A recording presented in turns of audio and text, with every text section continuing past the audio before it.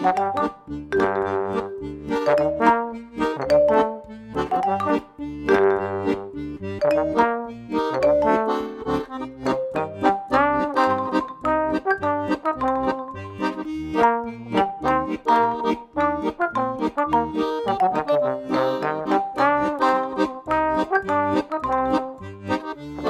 on commence à évoquer ce thème de l'école publique, par rapport à ce thème-là, est-ce qu'il y a des moments forts dans votre parcours de militant ? J'ai intégré, disons, l'association de parents d'élèves, qui à l'époque était un petit peu mélangée avec l'amicale.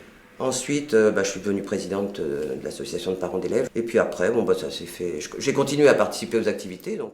Dans le cadre de notre formation à l'école normale, nous avions des stages alors, d'une part, pour l'encadrement des colonies de vacances, mais aussi pour la découverte finalement de la laïcité. Et à partir de là que j'ai contribué, si vous voulez, à faire en sorte que mes interventions se cadrent par rapport à cet objectif de respect des autres, mais aussi de transmission de valeurs qui sont celles de la République. Dans les années 98, là, quand je suis devenue, c'est à ce moment qu'on a commencé dans les communes à demander à ce qu'il y ait une coordination entre les écoles, les municipalités et les associations dans le cadre des CEL.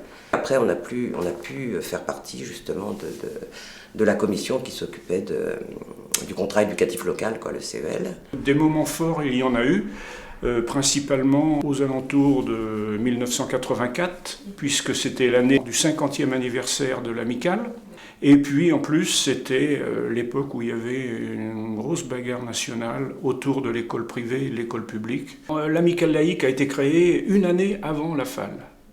Dès le début, les gens qui étaient à l'amicale laïque de Basse-Goulaine ont trouvé qu'il fallait mieux se fédérer. Donc la FAL a apporté bien des coups de main sur des actions importantes.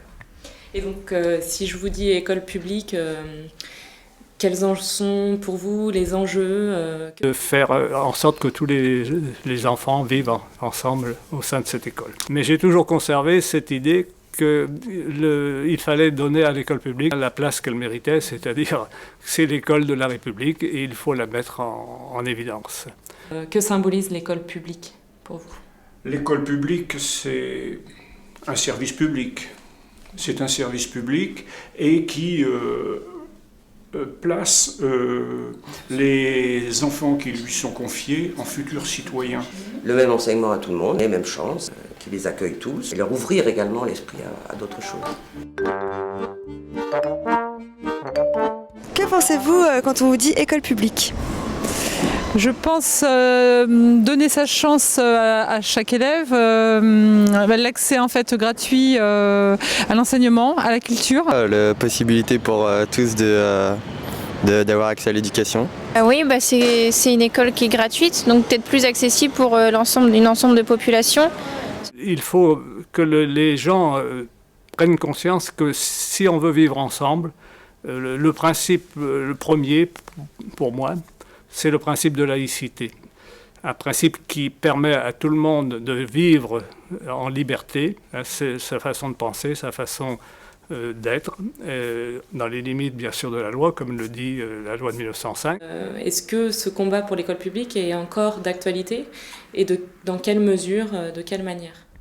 Il y a toujours un combat à mener pour que, d'une part, le service public continue d'en être vraiment un, et puis que les enfants qui évoluent, qui grandissent, acquièrent une pratique de tolérance.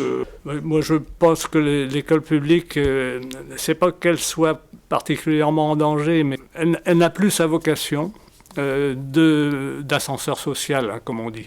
Je crois beaucoup à l'égalité des chances et à ce que tout le monde puisse avoir la même éducation. Donc faire payer l'éducation, moi, ça me dérange beaucoup. Voilà. Ça me fait penser à l'école gratuite pour tous. C'est ça.